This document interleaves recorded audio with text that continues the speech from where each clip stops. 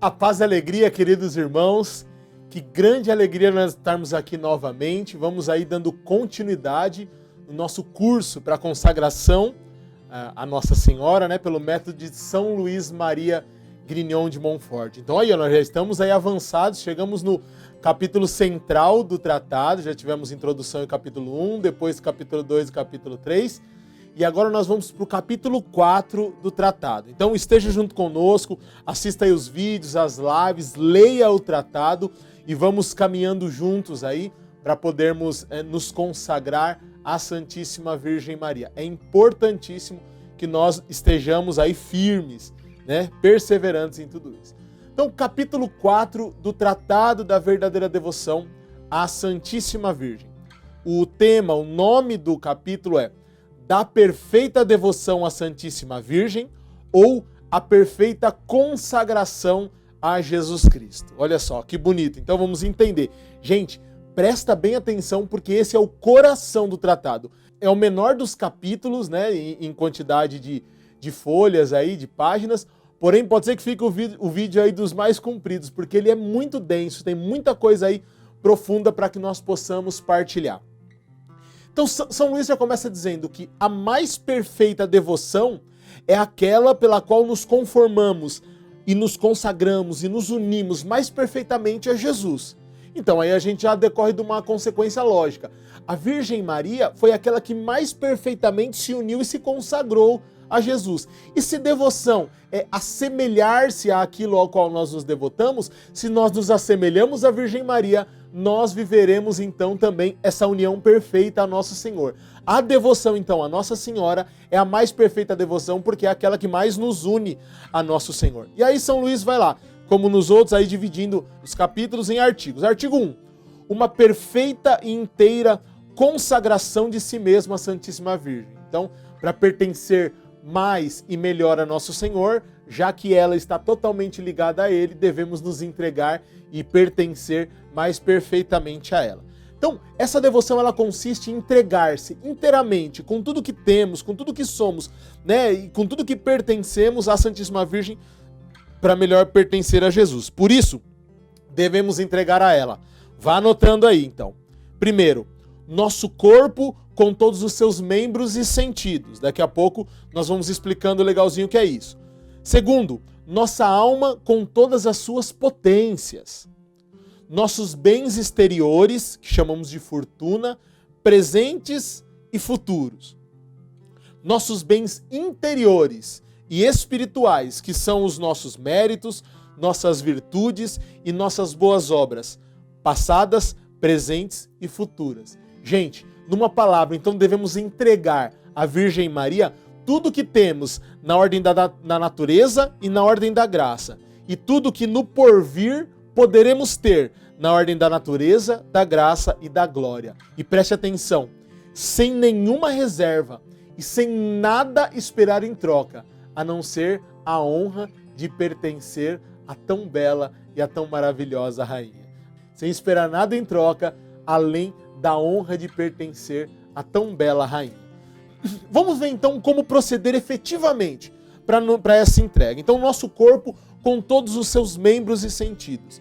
Gente, é da mesma forma que nós falamos naquela oração de consagração à Nossa Senhora, né? Consagro a vós meus olhos, meus ouvidos, minha boca, todo o meu ser, tudo o que sou, tudo o que temos entregues nas mãos da bem-aventurada Virgem Maria. E a gente vai pensando, os meus olhos. Então, tudo aquilo que eu tenho visto, que eu procuro voluntariamente ver, assistir, enxergar na rua, né, na internet, na televisão, tudo isso é do agrado de Nossa Senhora? Se não é do agrado, precisa passar a ser. Então, aquilo tem coisas que nós não queremos ver, que tá ali na rua, passou uma pessoa, uma mulher mal vestida, ou vestida de forma despudorada, ou alguma outra coisa, alguma guerra, alguma, né, enfim, coisas que nós não queremos ver, involuntariamente vemos e já desviamos os olhos. Mas aquilo que voluntariamente nós vemos, de fato é do agrado de Nossa Senhora? Se ainda não é, precisa passar a ser. Os ouvidos, as músicas que nós ouvimos, as conversas que nós temos, aquilo que nós ouvimos outros falar, as palestras ou cursos que nós vamos atrás, são do agrado de Nossa Senhora? músicas que tratam, né, o corpo da mulher, ou a mulher sem a dignidade de filha de Deus, funks, essas outras coisas, músicas de duplo sentido. Será que é do agrado de Nossa Senhora, né? Conversas, né? Ouvir fofoca, ouvir outras coisas, é do agrado de Nossa Senhora? Cursos, palestras, tem gente que agora está muito na moda essa coisa do empreendedorismo, então tem gente que está deixando outras coisas para ir atrás, de querer conhecer e tal, para poder, só na ganância ganhar dinheiro. Isso é do agrado de Nossa Senhora? Precisamos aí nos questionar. Todo, né, o corpo, tudo aquilo que temos, tudo aquilo que sou. Então, aquilo que as minhas mãos apalpam e tocam, o que minha mão faz, aponta o outro, briga, bate, comete pecado, minha mão, né, aquilo que eu faço, está sendo de fato instrumento, coisa que Nossa Senhora gosta, que agrada a ela? Minha boca, o que eu falo, a minha maneira de comer, né, a minha atitude diante da comida, a gula, está acontecendo? Isso não agrada a Nossa Senhora. Então, olha só, o corpo com tudo o que temos, nós precisamos então entregar a Nossa Senhora. Mas veja só, as coisas não acontecem de forma arbitrária. Então, fala assim, ó, me consagrei e a partir de agora tudo isso já está acontecendo de forma tranquila e mágica. Não, irmãos, é uma forma de vida que nós adotamos, é uma maneira de viver que nós nos propomos a viver. Então, a partir daí, nós precisamos ir fazendo, é como um treino, nós vamos nos colocando. Por isso, o que eu sugiro, que nós já comecemos a viver isso mesmo antes de nos consagrar. Nós já comecemos a vivenciar a realidade dos olhos, dos ouvidos, da boca e todas as outras que nós vamos falar hoje, já antes mesmo de nos consagrar, porque daí quando nós viermos a nos consagrar, nós já estamos bem avançados aí neste caminho. Então precisa de empenho e perseverança. Já devemos então começar agora. Olhar tudo lembrando que meus olhos agora são dela. Ouvir, lembrando que meus ouvidos são dela. Falar, lembrando que minha boca é dela. Tocar e agir, lembrando que meu corpo é todo dela. Então essa aí foi a primeira coisa. O corpo com todos os seus membros. Segunda coisa, nossa alma com todas as suas potências. Irmãos, os santos, que são profundos conhecedores da alma humana, nos dizem e falam que a nossa alma tem 3 potências: intelectiva, a irascível e a concupiscível. Então são aí as 3 potências da alma: intelectiva, irascível e concupiscível. A potência intelectiva, então, ela diz respeito à nossa intelecção, à nossa capacidade de inteligência. Isso nós devemos entregar a Nossa Senhora. Então, tudo aquilo que eu tenho buscado aprender, que eu tenho lido, que eu tenho ido atrás, para aprender, é do agrado de Nossa Senhora? Falei agora dos cursos aí para ganhar dinheiro, outras coisas aí que as pessoas vão atrás e fazem curso. É do agrado de Nossa Senhora? É algo que dá mais glória a Deus e que me ajuda na minha salvação e na salvação dos outros? Quer dizer, se eu me empenho em estudar aí o Tratado da Verdadeira Devoção, ou a Sagrada Escritura, ou fazer curso sobre a doutrina da fé, eu estou me empenhando. É óbvio que eu tenho que ser equilibrado, porque eu tenho outras coisas de acordo com o meu dever de Estado, mas estas coisas então me levam a dar mais glória a Deus e a salvar a minha alma e a alma dos outros. Então, perfeito, maravilha, vamos atrás de viver essas coisas, para que a nossa potência intelectiva seja da Virgem Maria. Segunda potência da alma, irascível. Então, é a potência que trata da minha força de vontade, da minha determinação em fazer algo. E além disso, também é a potência que me impulsiona a lutar contra aquilo que é mal. Estar em constante luta contra aquilo que não é bem, que não faz bem para a minha alma. É a minha potência irascível, né? É a potência, né? Os santos costumavam dizer que a potência intelectiva está aqui na cabeça, na mente. A potência irascível é como aqui a parte do tórax, porque é aquela força que a gente faz diante de alguma coisa, né? Até quando a gente vê esses irmãos aí que fazem halterofilismo, que levantam aí os pesos, eles dão até um grito, né? Então você percebe que eles fazem aquela força e fica aqui, ó, a força parece que é concentrada aqui nessa região aqui do tórax, a força. Então, esse aí é o irascível, é a nossa força. Então, eu tenho direcionado a minha vontade para aquilo que é vontade de Nossa Senhora. Eu tenho realmente me direcionado, né, buscado fazer aquilo que é vontade de Nossa Senhora. E aí dou uma ressalva, para saber o que é a vontade de Nossa Senhora, então eu preciso ter intimidade com ela. é preciso que eu reze, é preciso que eu busque, que eu me coloque mesmo na presença da Virgem Maria e suplique, peça a Deus e peça a ela a graça dessa intimidade. E aí a gente já tem um caminho que é fácil para nós sabermos um pouco, né, para direcionar, saber qual é a vontade dela, quando você está numa bifurcação ali. É você saber o que é que me leva para o céu, o que me dá santidade, o que me faz cumprir também com a vontade de Deus, porque a vontade dela é a vontade de Deus. Então, colocar a minha vontade naquilo que é a vontade de Nossa Senhora. E aí, preciso perscrutar para saber qual é a vontade da Virgem Maria. E aí o terceiro sentido, aí, né, a terceira potência, se o intelectivo está na cabeça, o irascível está no peito, a concupiscível está no baixo ventre, aqui nessa região de baixo, porque é onde estão os nossos desejos mais instintivos, mais impulsivos, que é a realidade um pouco da fome, né, do apetite, né, para a comida e também do apetite sexual.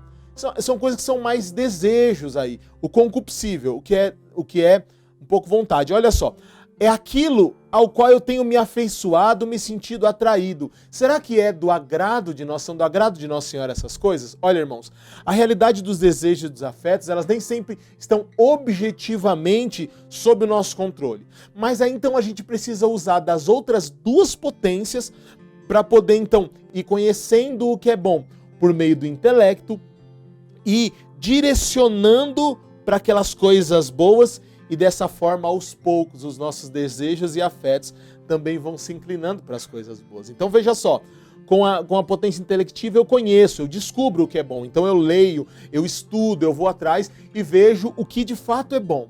Com a potência irascível, que é da minha vontade, então eu luto contra o que é mal, eu afasto, eu posso fazer repelir o que é mal e eu me direciono para aquilo que é bom, para aquilo que é bem. Então, fico indo atrás dos bens superiores, dos bens que são da vontade de Deus. E dessa forma também os nossos desejos vão se modificando, né? A gente vai buscando também afeiçoar os nossos desejos a isso. Então, nós nunca deixaremos de ter uma observação, nunca deixaremos de ter desejos maus, né? Porque ainda temos a concupiscência, né? Concupiscência, talvez alguém não saiba, é aquilo que do pecado original ficou em nós. Né? Do pecado original, a culpa do pecado original, nosso Senhor pagou na cruz do Calvário. Mas a concupiscência, que é uma inclinação para o mal, permaneceu em nós e nós continuamos tendo. Então, os desejos maus nunca deixarão de estar conosco. Porém, com o caminho, enquanto nós vamos fazendo aí essa ascese, esse esforço, eles começam a ter menos força em nós. Já falamos então da entrega do corpo com todos os seus membros e da alma com suas potências. E aí, em terceiro lugar, devemos entregar os nossos bens exteriores, chamados de fortuna, presentes e futuros. Ricardo, como é isso? Como fazer isso? Simples. Se você tem um carro, como este carro está sendo utilizado? Para onde você vai com ele? Como se comporta no trânsito? Procuro deixar tudo regularizado, em ordem. Toda essa utilização do carro precisa ser de acordo com a vontade de Nossa Senhora. É preciso que nós nos utilizemos do carro e também depois, se for vender, trocar de carro. Qual carro Nossa Senhora gostaria de ter? Olha, irmãos, nada contra, né? Mas, por exemplo, se eu vou trocar de carro, você acha que diante de toda a situação que a gente vive, principalmente nós como Missão Belém, a realidade dos pobres, no Haiti e tudo mais, você acha que eu devo me empenhar, me colocar em dívida para comprar um baita de um BMW de, não sei, 100, 150 mil reais? Olha, existem outros carros de valor abaixo aí, se quiser um carro bom aí de 50, 60 mil reais, sei lá, até 70 mil, que vai cumprir com com aquilo que você precisa da mesma forma, e o resto desse dinheiro nós podemos empenhar na ajuda dos pobres. É essa a maneira que eu estou falando sobre a vontade de Nossa Senhora. Enxergar, entender. Eu falei aqui deixar tudo em ordem aí e tudo mais, eu confesso aqui para vocês num vídeo que vai correr aí tantos lugares, que essa é a minha dificuldade. Então eu preciso tratar melhor nesse aspecto o carro que Nossa Senhora me permite usar, né? O carro que Nossa Senhora me deu. Preciso usar melhor. E todos nós precisamos, é um caminho, né? Para nós podermos, então, viver melhor. Se eu tenho um celular, e eu acho que a maioria de nós tem, se não 100%, como eu utilizo? Como eu uso esse celular? Ele me tira da presença de Deus? Eu dou mais atenção ali do que para outras coisas. Eu uso ali para ver, já falei dos olhos lá atrás, para ver coisas imorais, enfim. Ele me rouba o tempo da oração ou o tempo que eu deveria estar com a minha família, ainda que seja para coisas boas, mas se está roubando o tempo, o fim para qual está sendo usado é ruim. Gente, às vezes nós podemos fazer coisas boas com um fim mau. É o que acontece, por exemplo, com uma pessoa, se você pega uma quadrilha que se organiza para roubar um banco. Então o que eles vão fazer? Eles vão estudar. Estudar é bom, sim ou não? Sim, mas eles vão estudar ali a rotina, as coisas do banco para um fim mau. Aí eles vão fazer, né, se colocar numa estratégia. Aí pode ser que eles peguem e aí deixem de ter contato com outras coisas ruins, sejam focados. Ser focado é bom? É, mas é para uma coisa ruim.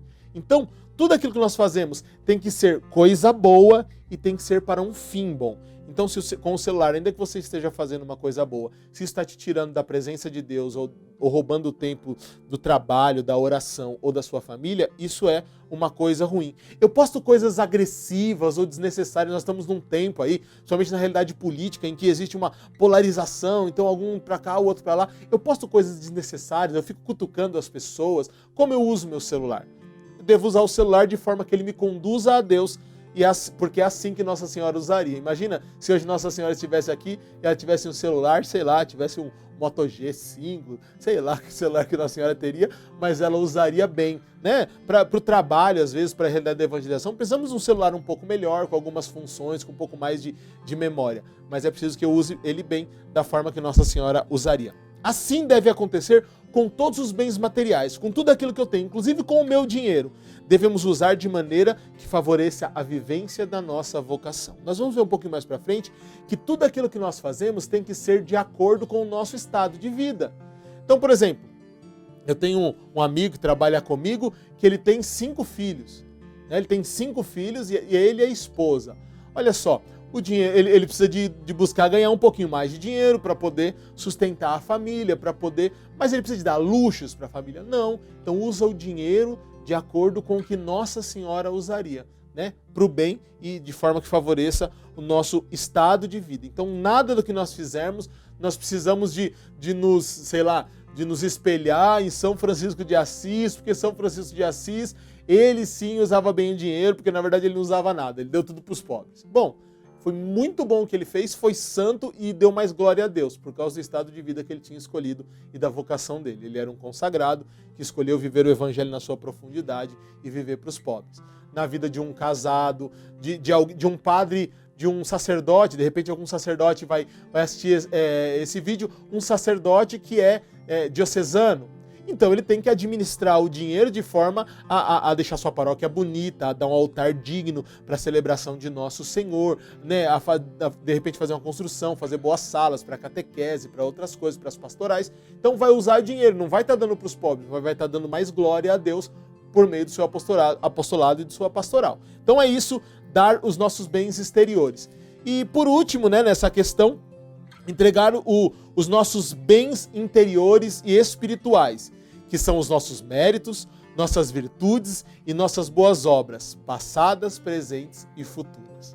Vejam só, aqui está então um pouco desse todo que nós já falamos. Talvez muitos de nós já tinham um pouco de noção disso, porque já ouviu falar dos votos de castidade, pobreza e obediência, então está um pouco em consonância com aquilo que nós já vimos. Porém, este ponto, ele é um ponto que é um diferencial desta devoção. Ele é algo que São Luís, como eu disse lá na primeira aula, no primeiro vídeo, foi atrás, leu tudo que podia sobre Nossa Senhora, fazendo um compilado de toda a realidade dessa devoção, e aí nisto ele enxergou algo que alguém já vivia em algum momento e ele sistematizou isso para que nós pudéssemos dar também ao nosso Senhor. Então devemos nos deter aqui com um pouco mais de atenção, porque é algo, praticamente para a maioria das pessoas, algo totalmente novo. Toda boa obra que nós realizamos, irmãos, ela tem um valor meritório de méritos e um valor satisfatório, de satisfação. Vou explicar um pouquinho mais o que é isso, mas nós temos que ter isso claro. Toda boa obra que nós fazemos, ela tem um valor meritório e ela tem um valor satisfatório. Vamos começar por aquilo que é o valor meritório das obras. Então, Toda boa obra, seja caridade, obra de misericórdia corporal ou espiritual, orações, sacrifícios, jejuns, enfim, penitências, tudo aquilo que, mortificações, tudo aquilo que nós fazemos, né, com caridade, que nós damos a nossa vida, fazemos por amor a nosso Senhor, ela tem um valor meritório. E quanto maior e mais perfeita for a caridade que nós aplicarmos nessa ação, maiores serão os méritos que nós acumulamos. Quer dizer, mais perfeita a caridade. Quer dizer, quanto mais for um amor puro e total, desinteressado, entregue somente a Deus e estiver purificado de toda e qualquer vaidade, de toda e qualquer arrogância, orgulho, enfim, for um amor a nosso Senhor. Então, méritos são os valores de nossas obras que após nossa morte serão transformados em grau de glória. Puxa, Ricardo, aí você já está começando a colocar muita coisa nova. Calma, vamos aí devagar, aí subindo um degrauzinho por vez. Então, os méritos que nós acumulamos nessas obras, eles se tornarão, depois da minha morte, se eu tiver morrido na graça de Deus, né, lá no céu, eles se transformarão em grau de glória. O que é grau de glória? Grau de glória é, assim, o tamanho da felicidade que se vive no céu. Vamos dizer assim, todas as pessoas que estão no céu, que foram ao céu, que morreram em estado de graça e passaram ou não pelo purgatório e foram ao céu, elas estão perfeitamente felizes no céu. O céu é um lugar onde a felicidade é perfeita. Todas elas estão perfeitamente felizes. Mas nós não podemos comparar o grau de glória ou a felicidade de Madre Teresa de Calcutá, que entregou a sua vida totalmente, em todas as suas atitudes, por amor aos pobres, com São Dimas, o ladrão que ali na última hora ele se converteu. Ou uma pessoa aí que no último momento se converta e também consiga passar pelo purgatório e ir ao céu. Porque, irmãos, os méritos que nós vamos adquirindo no decorrer da nossa vida, por uma vida de santidade, de oração, de penitência, enfim, é como se eles fossem um alargamento da borda de um saco, assim. Quando você vai colocar alguma coisa num saco, você vai alargando a borda. Então ele vai sendo alargado. E aí é como se coubesse mais felicidade e mais glória na pessoa que teve mais méritos e menos na que teve menos méritos. Vamos dar um outro exemplo que eu acho que fica muito mais claro. Pensemos assim, imagina toda a água do mar. Toda a água do mar é o amor de Deus, é a felicidade do céu, é a glória do céu. Toda a água do mar. E aí você se imagina derramando toda esta água do mar, que é esta glória de Deus, essa alegria do céu, derramando toda ela numa piscina de 20 mil litros e do lado da piscina um balde. Você derrama toda a água do mar em cima dela, que é a glória de Deus. Lógico, muito vai se perder, ninguém consegue conter toda a glória de Deus. Toda a alegria, toda a felicidade do céu. Mas veja, ela se derramou totalmente na piscina de 20 mil litros e no balde. Encheu totalmente a piscina e encheu totalmente o balde. Então quer dizer, a piscina está cheia até a tampa? Sim. O balde está cheio até a tampa? Sim, os dois estão cheios. Mas você há de convir que cabe muito mais água na piscina do que cabe no balde. Correto? Então é como isso. Uma pessoa que teve mais méritos, ela é a piscina de 20 mil litros, 30, 100, 150, 1 milhão de litros. E a pessoa que teve menos méritos é o balde, uma bacia, né? Uma piscininha de criança, enfim. De acordo com o que cada um consegue receber, esse vai ser o seu grau de glória. Espero que tenha sido claro. Tenham dúvidas, depois podem aí entrar em contato, por favor. Acontece o seguinte, o valor meritório das obras, irmãos, ele é pessoal e intransferível. Nós não podemos transferir para ninguém, ele é somente para nós. Somente nosso Senhor conseguiu transferir os seus méritos por meio da morte de cruz, mas é uma situação peculiar que não se repete. Nós não podemos. Então, eles são para nós, mas depois a gente vai entender o que, né, do que adianta e por que é bom nós consagrarmos também eles à Virgem Maria. Por enquanto, eu estou só explicando o que é. Depois ele fala o valor satisfatório. Então, assim, o valor satisfatório, ele se divide em dois. Ele se divide em dois, segundo aqui o que diz São Luís no tratado. Ele se divide primeiro, impetratório, eu vou explicar daqui a pouco o que é, fiquem tranquilos. E depois, ele fala lá em valor satisfatório também, impetratório ou satisfatório, que são dos valores satisfatórios. Para nós não confundirmos aqui, eu vou chamar esse satisfatório, que é o da divisão, de valor indulgenciável. Então é o valor que vale, que merece indulgências. Então valor impetratório e indulgenciável. O que é valor impetratório, meus irmãos? É o valor de uma obra naquilo que ela tem de potencial para conseguir uma nova graça. E aí você vai entender muito bem quando eu explicar. Mas só aqui, ó, eu quero ler aqui direto no tratado para que a gente perceba a maneira como São Luís escreveu e para que a gente fique, então, verdadeiramente aí entendendo tudo aquilo que ele nos disse. Então ele vai dizer assim, olha: o valor satisfatório ou impetratório de uma obra, quer dizer, ou uma coisa ou outra, ou satisfatório ou impetratório, é uma boa obra na medida em que ela satisfaz uma pena devida pelo pecado, ou que obtém uma nova graça. Ou satisfaz a pena devida pelo pecado, ou obtém uma nova graça. Satisfaz uma pena devida pelo pecado é satisfatório ou indulgenciável, vou passar a chamar só de indulgenciável, e impetratório é aquele que obtém uma nova graça. Então assim, continuando, quando nós fazemos um jejum, uma mortificação ou uma penitência, às vezes pode acontecer algumas pessoas que elas fazem isso oferecendo por uma graça especial. Então a conversão de alguém ou nossa mesmo, né? Para se livrar de algum pecado e tudo mais, pela cura de uma doença de alguém ou pela nossa, então a gente oferece, pelo emprego nosso ou de alguém, por algum processo na justiça, né, enfim, nós oferecemos por um tantão de coisa essas obras, um jejum, uma mortificação, uma penitência, enfim, nós oferecemos tudo isso. Então, impetrar no dicionário quer dizer conseguir por pedido algo de outrem, de alguma outra pessoa. O próprio Santo Tomás de Aquino diz que o jejum, ele fala isso, o jejum ele tem a capacidade de ser uma oração, de nos unir mais com Deus, e ele tem a capacidade, né, os méritos, ele merece a impetração de uma graça, então pedir uma graça. O valor impetratório, então é isso, quando eu faço alguma dessas coisas, jejum, mortificação, penitência, alguma novena, alguma coisa, e eu ofereço por uma outra graça. Esse é o valor impetratório. E o valor indulgenciável, ele é o valor de uma boa obra naquilo em que ela merece o pagamento das penas, né, a satisfação das penas devidas pelo pecado. Gente, é o sufrágio das almas pelo purgatório. Entenda assim, quando nós cometemos um pecado, nós temos no pecado a culpa e a pena. Certo? Quando você comete um pecado, sobre você estão a culpa por aquele pecado e a pena daquele pecado. A culpa, nosso Senhor já carregou sobre ele na cruz do Calvário. Está lá Isaías 53. Ele levou sobre si as nossas culpas. Foram os nossos pecados que pesaram sobre ele. Só que acontece o seguinte, essa graça da cruz só toca em nós depois de um pecado quando nós vamos à confissão. Nós nos reconhecemos pecadores, recebemos a absolvição e a culpa que nos levaria ao inferno se nós não tivéssemos confessado, nós já estamos perdoados, ela já não está mais sobre nós.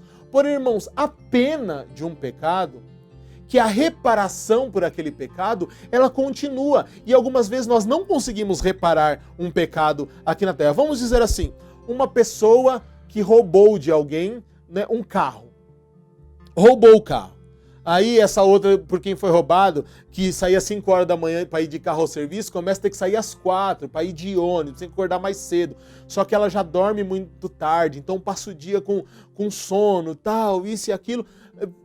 Causa vários transtornos. Tem que contratar perua para levar o filho depois à escola ou para buscar o filho na escola. Causa um monte de transtorno a essa pessoa. Depois acontece que assim, esta pessoa que roubou vai lá e ela apenas devolve o carro. Fala, roubei seu carro, tô aqui, devolve. Beleza, o carro foi devolvido, mas ela consegue reparar todas as outras coisas, todos os outros males que ela fez a esta pessoa? Não. É por isso que daí, de alguma forma, na realidade civil, essa pessoa vai para a cadeia, para poder então reparar de alguma forma. É lógico que não traz nada para o outro, mas para ela poder sentir a pena. Não é isso que o bandido tem? A pena que porque ele vai cumprir na cadeia. No caso dos pecados, nós temos que reparar algumas coisas que nós conseguimos fazer aqui. Se roubamos, temos que devolver. Se difamamos, temos que trazer a verdade. Mas algumas penas nós não conseguimos pagar. Então elas são pagas, que são aquelas que nós vamos pagar no purgatório. Nós diminuímos essas penas pagando elas com penitências na nossa vida cotidiana, ou então o resto nós vamos pagar lá no purgatório, nós vamos expiar. Irmãos, no céu ninguém entra devendo. Do purgatório, nós já estamos salvos.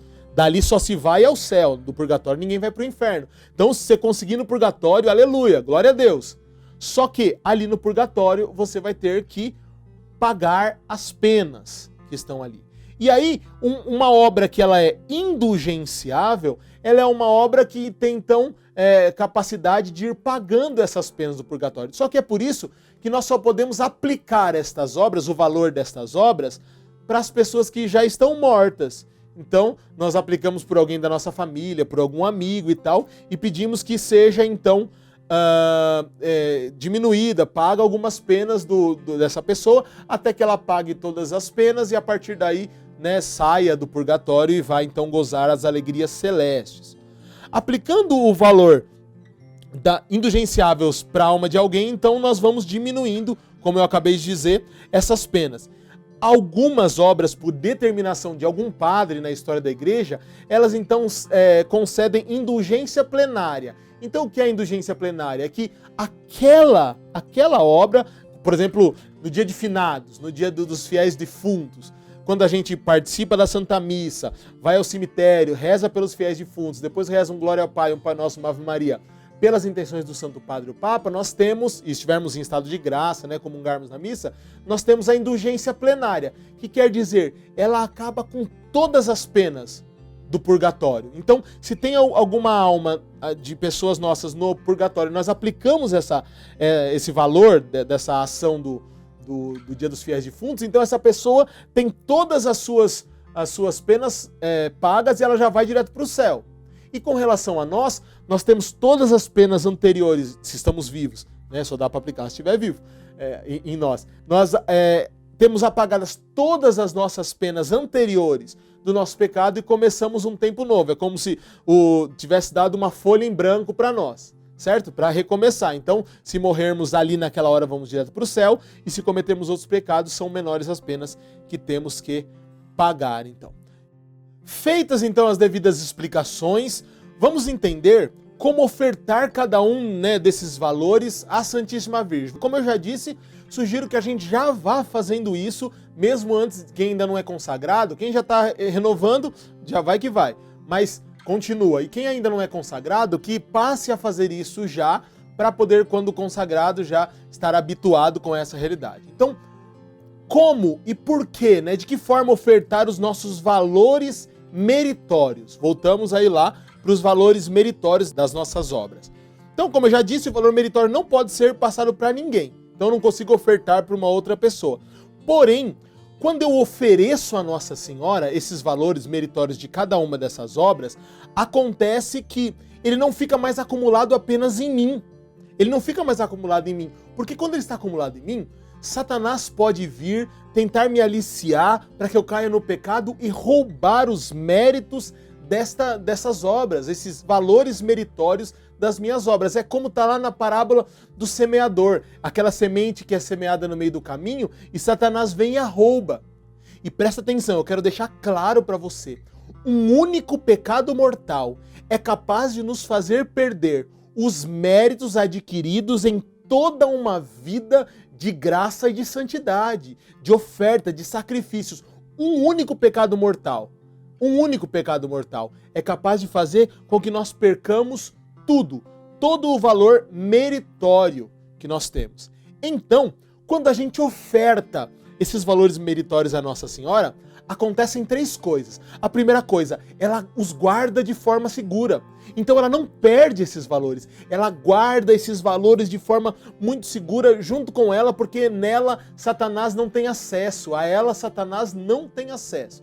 Ela guarda os méritos. Segundo, ela aumenta, ela multiplica os méritos, porque ela é cheia da graça, ela é mãe, então ela faz os nossos méritos se multiplicarem. E terceira coisa, na hora da nossa morte ou após a nossa morte, ela aplica em nós, ela nos entrega para que eles virem um grande grau de glória, para que nós tenhamos uma felicidade tremenda no céu.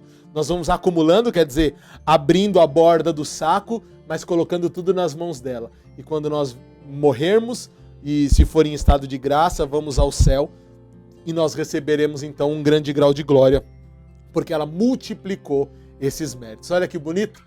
A Virgem Maria é aquela que guarda, multiplica e dispensa. Guarda, multiplica e entrega a cada um de nós. Então esse é o motivo de entregar os valores meritórios das nossas obras.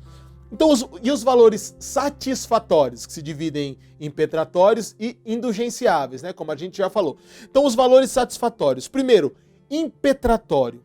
Irmãos, nós passaremos a não fazer mais as boas obras oferecendo por alguma causa ou por alguma pessoa. Nós não faremos mais isso. Vou fazer esse jejum pela conversão do marido, pela conversão da esposa, para passar no vestibular, para vencer esse... Não, para mais nada. Quando nós fazemos uma boa obra dessa, jejum, sacrifício, mortificação, penitência, nós então entregamos o valor impetratório, que poderia pedir uma graça, nas mãos de Nossa Senhora. E ela a aplica à causa ou à pessoa que lhe parecer mais urgente, mais importante. Então é ela que vai definir então o que vai ser feito dos valores das nossas obras. Olha, nós podemos até de alguma forma sugerir como filhos. Então a gente fala assim, estou fazendo isso aqui, estou entregando para a senhora. Eu tinha pensado, quem sabe, de repente, né, naquela pessoa assim, mas a senhora é minha rainha. A senhora, né, eu sou escravo. É a senhora quem faz, como a senhora quiser. Então, o que acontece, irmãos? Acontece que toda a realidade da salvação das almas, das curas e das graças necessárias para as pessoas, das conversões, elas passam a ser muito mais eficazes. Porque lembra que a gente falou no primeiro vídeo também, se não me engano, que Nossa Senhora participa da onisciência de Nosso Senhor, então ela sabe o que está acontecendo com todas as pessoas e ela aplica naquelas que mais precisarem. Pode ser que tenha uma pessoa lá na Tailândia que está empedernida no pecado, que não consegue sair, e Nossa Senhora aplica aquela graça impetratória sobre aquela pessoa, a pessoa recebe uma graça especial, se abre ao Espírito Santo e se converte a Nosso Senhor e tem a sua alma salva. Você entende? Pode ser que lá na Rússia tenha uma pessoa que está precisando de uma cura e tal. Nossa Senhora aplica o valor impetratório das nossas boas obras naquela pessoa e essa pessoa então recebe esta cura. Então é muito mais eficaz. Ela recolhe os méritos de todos os escravos e aplica na cura, na conversão e naquilo que é necessário para todos aqueles que mais necessitam. Olha, nós que somos pessoas que amam evangelização, Missão Belém, evangelização, né, a flor da pele, grupo de louvor, grupo de evangelização, casas de acolhida, sempre para evangelizar e para levar Jesus para o coração das pessoas. Esse é o método mais eficaz, meus irmãos, porque aí Nossa Senhora vai recolhendo os nossos méritos e ela está aplicando a tantos outros que nós não conseguimos ver, que nós não conseguimos mensurar, mas ela está aplicando na vida das pessoas. Você já deve ter visto quando você, né, ouve falar da Mãe Rainha 3 vezes admirável de Schoenstatt. Quem vive essa devoção também, muito bela, a Nossa Senhora, nessa devoção se fala sobre o capital de graças. O que é o capital de graças? Nada mais é do que isso. Nós vamos depositando as nossas graças no capital, né, no grande cofre, que é a Virgem Maria. Vamos depositando as nossas graças e ela vai se utilizando dessas graças para poder ir aplicando na vida de tantos que necessitam. Sabe qual é o grande problema, irmãos? Nos dias de hoje, né? Desculpa a palavra, mas desgraçadamente, por muitas vezes, este capital de graças, não Nossa Senhora, mas esse lugar onde seria a aplicação do capital de graças está vazio, porque ninguém tem ofertado os seus méritos. Ou então, os poucos que têm se ofertado são tantas graças que necessitam que Nossa Senhora está o tempo todo ali, rapando ali as economias do capital de graças, né? Rapando ali os méritos para poder aplicar nas pessoas, para poder salvar as pessoas. É isso que Nossa Senhora disse em Fátima. Muitos se condenam ao inferno porque não existe quem reze e quem se sacrifique por eles. Olha só. Se sacrificar por eles, por aqueles que nós não conhecemos. Então, nós entregamos para Nossa Senhora e ela conhece. Então, essa é uma maneira profunda de nós trabalharmos em favor da salvação das almas, por meio desta devoção. E aí, então, por último, neste artigo, o valor indulgenciável, que ali São Luís falou de satisfatório, o valor indulgenciável. Então, os jejuns, as penitências e as mortificações e outras ações indulgenciáveis que nós fazemos também são entregues a Nossa Senhora, precisam ser entregues a Nossa Senhora. Então, usando aquele exemplo que eu dei do dia dos fiéis defuntos, dia de finados. Então, eu vou lá em estado de graça, participo da Santa Missa, comungo, vou ao cemitério, rezo pela alma dos fiéis defuntos, né? Rezo ali e depois rezo um Pai Nosso, uma Ave Maria, um Glória ao Pai pelas intenções do Santo Padre e o Papa. Ali eu tenho uma indulgência plenária. O que nós poderíamos fazer, como eu falei? Eu poderia aplicar na vida de uma pessoa da minha família que morreu, que eu julgo que está no purgatório. Veja bem, eu julgo, nós não temos certeza de nada. Eu julgo que a pessoa está no purgatório, então eu aplico nela. Problema disso. E se essa pessoa já está no céu? Eu acho que ela ainda está no purgatório, mas ela já foi para o céu. Então eu perdi uma indulgência plenária. Eu apliquei numa pessoa que não precisa mais, porque lá no céu ela não precisa de mais nada. Eu perdi uma indulgência plenária que eu podia aplicar para alguém. Ou em segunda situação, que é a verdade da nossa fé, e nós devemos considerar isso.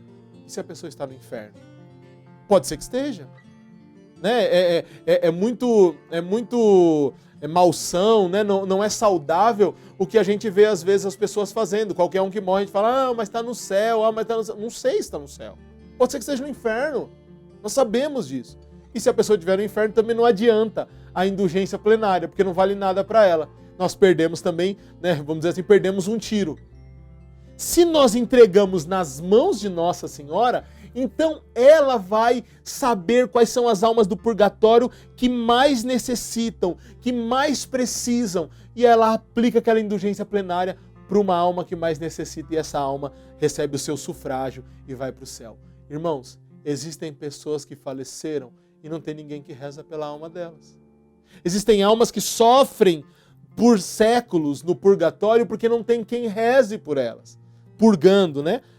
Sofrem purgando porque não tem ninguém que reze por ela. Então você entrega nas mãos de Nossa Senhora, ela aplica essa indulgência, seja plenária ou seja parcial, né? Ou paga uma parte e diminui aquilo que a pessoa necessita de pagar como pena do pecado no purgatório, ou então, se é plenária, já tira logo essa pessoa do purgatório e manda ela para a alegria celeste. Olha só, a Nossa Senhora sabe que foi um mérito seu que ela aplicou naquela pessoa, e aquela alma vai saber também, se por meio de um mérito seu aquela alma vai para o céu, você ganha também um intercessor. Além talvez de um familiar seu que você aplicaria e já está no céu, já intercede por você, você ganhou mais um intercessor no céu, porque você ajudou a pessoa a sair do sofrimento do purgatório. Veja só que coisa bonita, complexa, mas bonita. Talvez tenha que assistir aí umas 2, 3 vezes o vídeo para poder assimilar tudo isso, anotar e colocar tudo isso. Mas veja que coisa bonita, nós estamos não só trabalhando para a santificação das nossas almas, mas nós estamos trabalhando para que outros sejam santificados e possam alcançar o céu. A maior santificação para a nossa alma nessa devoção é o desapego, é porque nós vamos aprendendo a olhar para os outros. E aí vamos sendo santos, né, nos assemelhando a Nossa Senhora. Então, com essa devoção, nós fazemos, irmãos, mais inclusive do que aquele que se consagra numa ordem religiosa, pois nessas ordens se entrega, né, os bens de fortuna por meio do voto de pobreza, o corpo e seus membros por meio do voto de castidade, a alma com suas potências por meio da obediência, né? Algumas vezes se perde também a liberdade do corpo, se entrega a liberdade do corpo naqueles que são enclausurados, mas somente nesta devoção é que nós entregamos os nossos bens interiores. Um consagrado de uma ordem religiosa não tem obrigação de entregar os seus méritos, os seus valores meritórios, impetratórios e indulgenciáveis na mão de Nossa Senhora. E nós então fazemos até a mais, nós entregamos tudo isso nas mãos dela. Então esse é o artigo 1, né? Bem profundo. O artigo deve ter umas 2, 3 páginas, mas ele está dizendo tudo isso nesse artigo. E aí vamos para o artigo 2, que é também curtinho, que é onde São Luís diz assim, que essa devoção é uma perfeita renovação dos votos do batismo. Perfeita renovação dos votos do batismo. Então São Luís nos lembra que todos nós éramos escravos do demônio antes do batismo. E no batismo, por nossa boca, ou pela boca dos padrinhos, né? Quem é batizado de nenê, que é o mais comum, é pela boca dos padrinhos. Quem é batizado um pouco maior, ele mesmo fala também.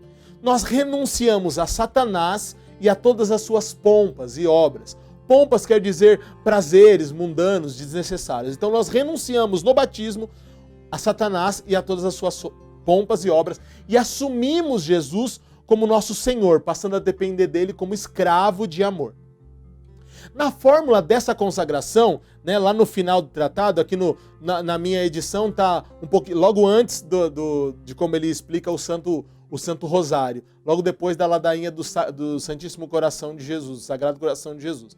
Então, na fórmula da consagração, que nós vamos ter que recitar no ato da nossa consagração, nós reiteramos estas promessas do batismo, renunciando ao demônio, ao mundo, ao pecado e a nós mesmos. Então, nós reiteramos a nossa promessa do batismo, só que aí nós nos damos inteiramente também a Jesus, só que é pelas mãos de Maria, de forma voluntária.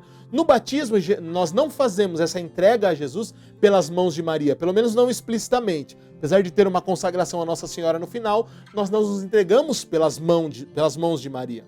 Mas nessa devoção é assim que nós fazemos. Então nós fazemos de forma mais perfeita. Não que tenha alguma comparação essa consagração com o batismo, porque o batismo é um sacramento, está muito acima. Mas a nossa disposição, a nossa entrega, ela é feita de forma mais perfeita. Por quê? Porque ela usa o caminho mais perfeito, o meio mais perfeito, que é a Virgem Maria. Então, vários santos da igreja, entre eles Santo Tomás de Aquino, Santo Agostinho, eles dizem que a decadência que o ser humano, que a raça humana encontrou, se dá justamente pelo fato das pessoas se esquecerem dessas promessas que foram feitas no batismo. Então, as pessoas se esquecem disso, de que renunciaram ao demônio, às suas pompas e às suas obras, e aí acabam recaindo no pecado e acabam fazendo um tantão de coisas. E assim, irmãos, sendo sinceros, olha para mim aqui, olha bem no meu zoinho aqui, nessa câmera. Quem de nós, desde o batismo, é fiel a essas promessas, até hoje? E nunca foi infiel, entende? Todos nós, de alguma forma, algum dia já fomos infiéis a essas promessas. Então, o que nós devemos fazer? Devemos sempre lembrar dessas promessas. E aí o Concílio de Trento, né, vai dizer, ele faz uma exortação aos sacerdotes, o Concílio de Trento ali no século XVI, uma exortação aos sacerdotes, e vale até hoje, para que eles sempre relembrem aos fiéis das promessas que fizeram no batismo. Porque é por meio delas que nós somos escravos, né, de Nosso Senhor como Redentor. E nesta consagração, então, nós fazemos isso de forma perfeita, nos entregamos, renovamos essas promessas do batismo, renunciamos a Satanás e as suas obras e nos entregamos a Jesus. Então é isso que ele diz no artigo 2. Eu quero finalizar então este vídeo só falando de algumas objeções, a resposta a algumas objeções que ele mesmo faz aí no final do capítulo, perguntas que podem surgir no nosso coração. Então, essa devoção é uma devoção nova que São Luís inventou, já disse outras vezes e digo agora de novo, não é uma devoção nova inventada por ele. Na verdade, é uma compilação de tantas outras devoções que já existiam e foram colocadas de forma sistemática, dando ênfase nessa realidade de entregar os valores meritórios, satisfatórios, indulgenciáveis nas mãos de Nossa Senhora. Então não é nova, tantos outros até antes já se entregaram como escravos a Nossa Senhora, até antes de São Luís sistematizar esta devoção. Então aí alguém pode perguntar, agora eu não posso mais rezar por ninguém? Porque eu tenho que entregar tudo para Nossa Senhora e tal? Não, você não oferece mais nada. Os valores que não são ali da sua oração, mas são meritórios ou satisfatórios de uma obra, é que você entrega nas mãos de Nossa Senhora. Agora rezar, você pode, não só pode, como deve. Porque agora você reza com muito mais autoridade, porque não é mais alguém desconhecido de Nossa Senhora, é uma alma que se dispôs a entregar-se totalmente como escrava dela que está pedindo.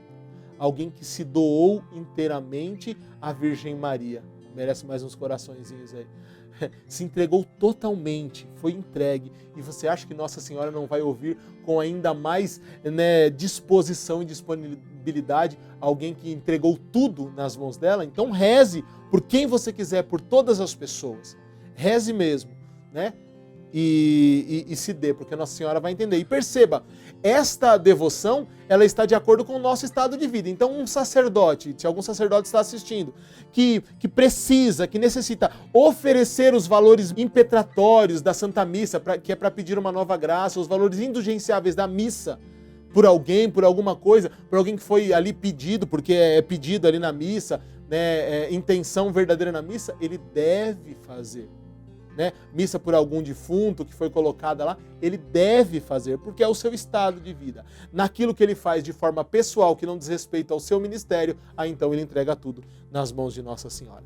Ah, Ricardo, mas então agora os meus familiares vão ficar desguarnecidos, porque eu não vou aplicar mais nenhum valor de nenhum valor impetratório, nem indulgenciável para eles? É óbvio que não. Quando eles estiverem necessitados, Nossa Senhora vai usar não só os seus, mas os méritos de outros também sobre a vida deles.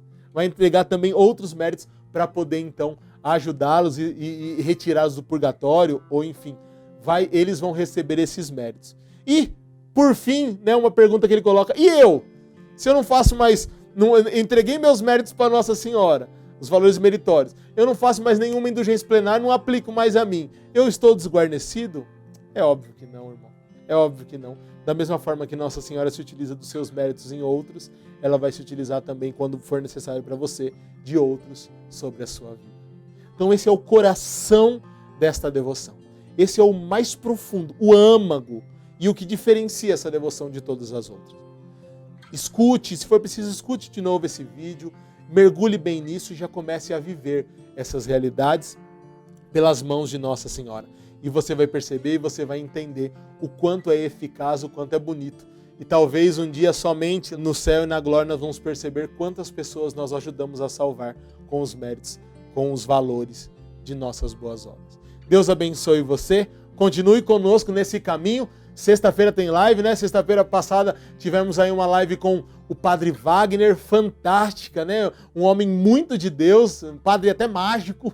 Então, e agora, sexta-feira que vem, teremos aí o Hélio Maria. Hélio Maria, um grande disseminador dessa devoção da escravidão a Nossa Senhora por meio do tratado, estará junto conosco para poder então partilhar um pouco mais. Esteja conosco nos vídeos e nas lives. Deus abençoe, paz e alegria.